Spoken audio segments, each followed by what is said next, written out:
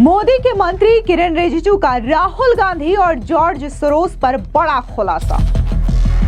किरेन रिजिजू ने बोला, खतरनाक रास्ते पर जा रहे हैं राहुल गांधी। ये राहुल गांधी तो बहुत डेंजरस ट्रैक में जा रहे हैं। भारत विरोधी जॉर्ज सोरोस के साथ मिलकर काम कर रहे हैं राहुल गांधी। जो जॉर्ज सोरोस बोलते हैं कि भारत के सरकार को डिस्टेबलाइज करने के लिए $1 ट्रिलियन रखा है, या भारत विरोधी खालिस्तान फोर्स कनाडा में, यूएस में, यूके में बैठा है, और भी कई लेफ्ट ऑर्गेनाइजेशन है जो देश के खिलाफ काम करने के लिए षड्यंत्र रचा रहे हैं, उनके साथ तालमेल करके राहुल गांधी और कांग्रेस पार्टी काम कर रहे हैं। किरेन रिजिजू के बयान से भड़के सुरेंद्र राजपूत, कहा जॉर्ज सोरोस बीजेपी के रिश्तेदार हैं। जॉर्ज सोरोस तो भारतीय जनता पार्टी वालों के रिश्तेदार हैं, उनके नाना, मामा, चाचा जो भी लगते हों। इस वक्त की बड़ी खबर सामने आ रही है, जहां पर मोदी सरकार में मंत्री किरेन रिजिजू ने बड़ा खुलासा राहुल गांधी और इसी के साथ ही जॉर्ज सोरोस को लेकर के कर दिया है। सीधे तौर पर केंद्रीय संसदीय मंत्री किरेन रिजिजू का यह कहना है कि राहुल गांधी जो है वो देश विरोधी जॉर्ज सोरोस के साथ मिलकर के देश को अस्थिर करने का काम कर रहे हैं। दरअसल आपको बता दें कि ANI को दिए इंटरव्यू में सीधे तौर पर किरेन रिजिजू ने एक एक करके राहुल गांधी पर जोरदार तरीके से हमला बोला। अब जिस तरीके से किरेन रिजिजू ने यह बड़ा बयान दिया और यह कहा कि राहुल गांधी खतरनाक रास्ते पर चल रहे हैं, तो इस बयान से अब कांग्रेस के नेता भड़क चुके हैं। बता दें कि कांग्रेस के नेता यह कह रहे हैं कि जो जॉर्ज सोरोस है उनका कनेक्शन राहुल गांधी के साथ क्या है ये तो पता नहीं है, लेकिन बीजेपी के रिश्तेदार जॉर्ज सोरोस जरूर है। अगर इसी तरीके से जॉर्ज सोरोस देश को अस्थिर करने का काम कर रहे हैं तो आखिर उसकी गिरफ्तारी बीजेपी क्यों नहीं करवाती। दरअसल आपको बता दें कि केंद्रीय संसदीय मंत्री किरेन रिजिजू ने कहा कि राहुल गांधी बहुत खतरनाक रास्ते पर जा रहे हैं। जॉर्ज सोरोस का कहना है कि भारत सरकार को अस्थिर करने के लिए $1 ट्रिलियन रखे गए हैं। कनाडा, अमेरिका, ब्रिटेन और कई वामपंथी संगठनों में बैठी भारत विरोधी खालिस्तानी ताकतें देश के खिलाफ षड्यंत्र रच रही है। वो वामपंथी मानसिकता के साथ मिले हुए हैं। राहुल गांधी और कांग्रेस इन विदेशी ताकतों के साथ मिलकर काम कर रहे हैं, ये देश को कमजोर कर रहे हैं। सुनिए क्या कुछ केंद्रीय मंत्री किरेन रिजिजू ने कहा। ये जब देश को कमजोर करने के लिए कोई योजना बनाते हैं, कोई षड्यंत्र रचाते हैं, तो देश का जो सरकार का क्रेडिबिलिटी, देश में जितना इंस्टीट्यूशन है उसका क्रेडिबिलिटी को जब आप अटैक करते हैं तो फिर आंदोलन खड़ा होता है।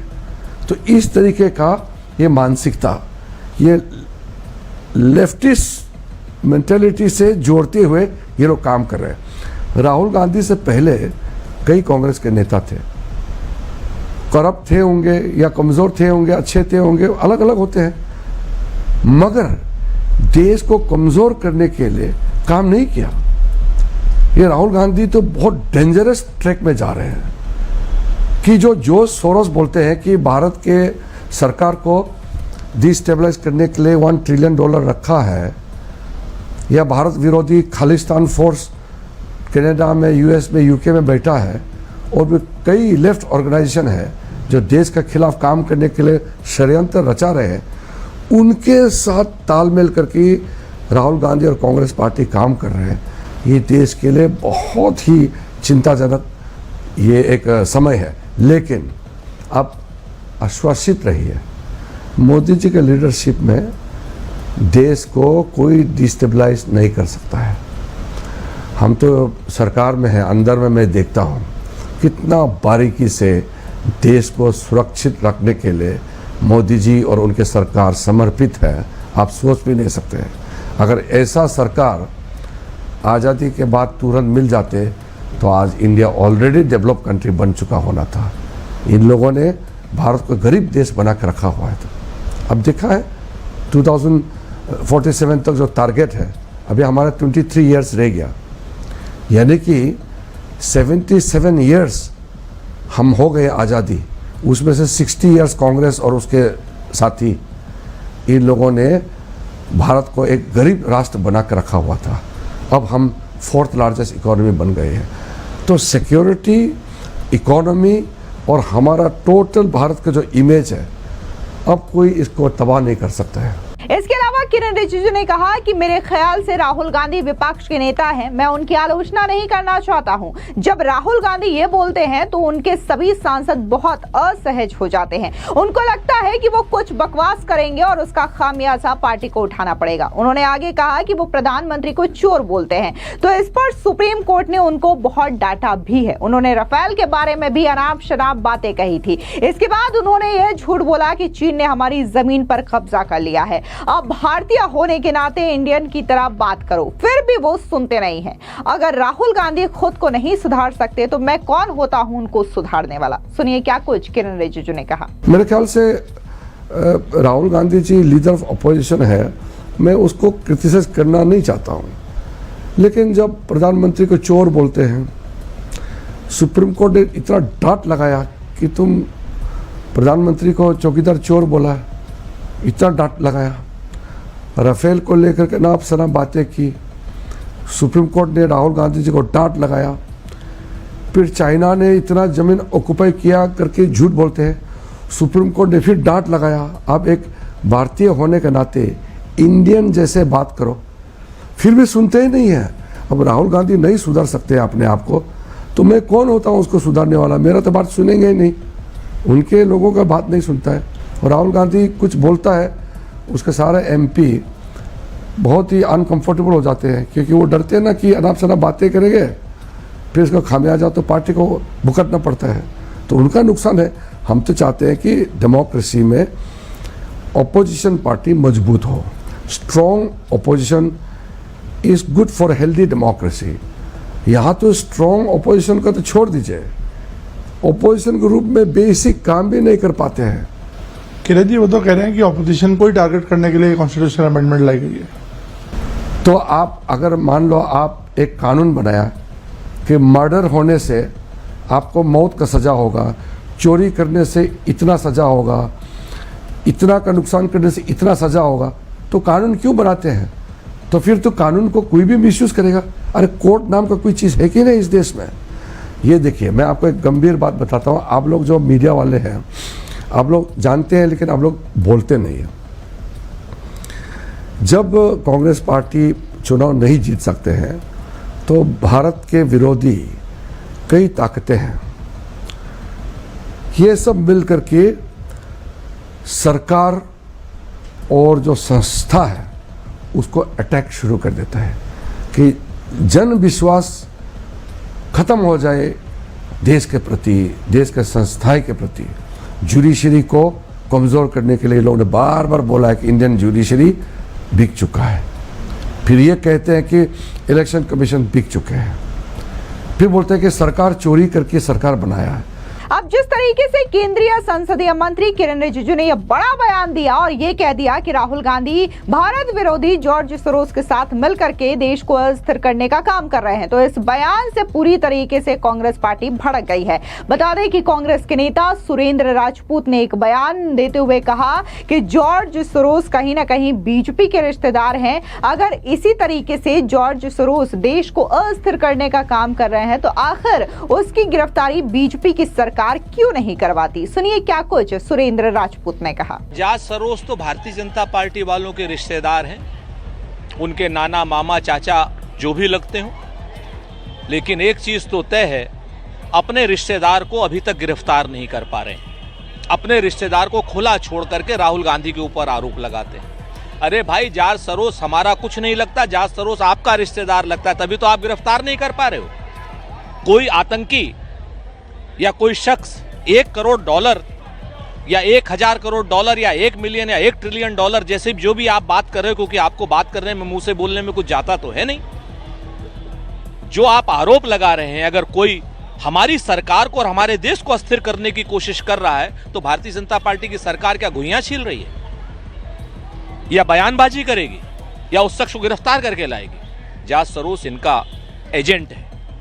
George Soros Bharatiya Janata party का एजेंट है।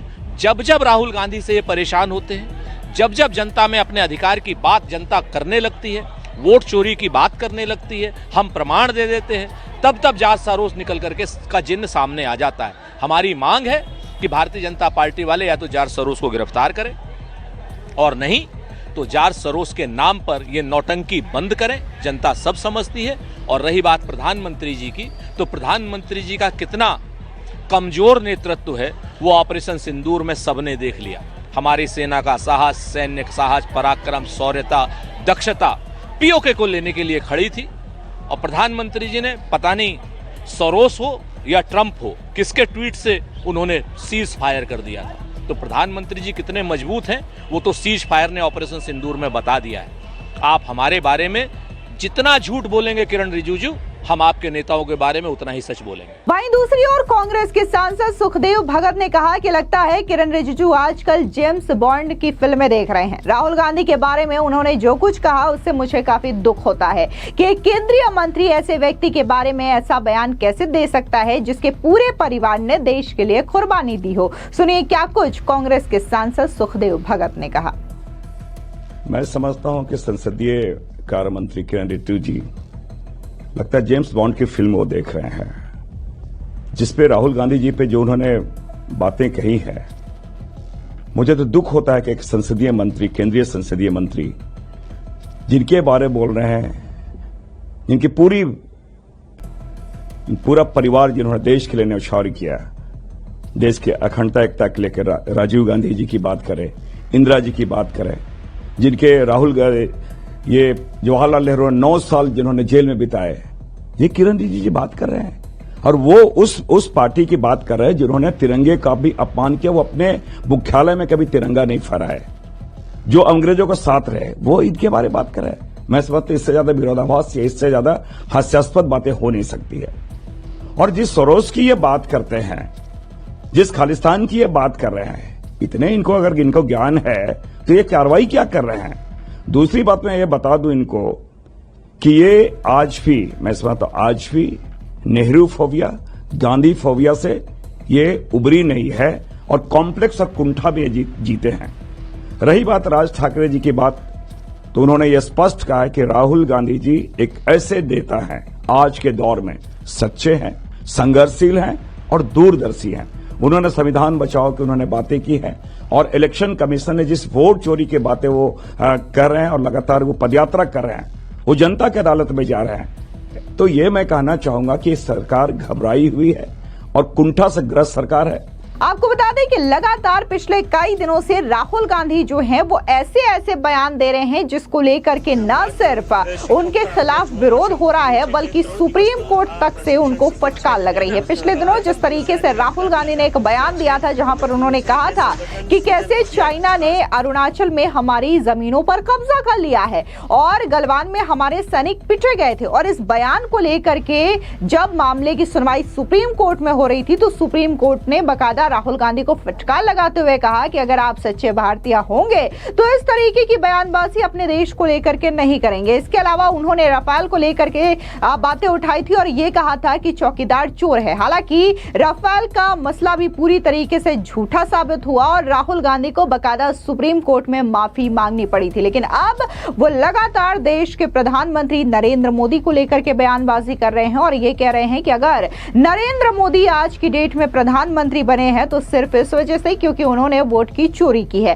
हालांकि इस वोट चोरी वाले बयान को लेकर के राहुल गांधी खुद घिर चुके हैं क्योंकि चुनाव आयोग ने बकायदा राहुल गांधी को सख्त लहजे में अल्टीमेटम दिया है कि राहुल गांधी अपने इन तमाम आरोपों को लेकर के हलफनामा दायर करें या फिर देश के सामने माफी मांगे। लेकिन इसके बावजूद अभी राहुल गांधी बिहार में है और बिहार की तमाम रैलियों में इस बात का जिक्र कर रहे हैं। फिलहाल इस पूरी खबर पर आपकी क्या राय है, कमेंट सेक्शन में जरूर बताएं। धन्यवाद।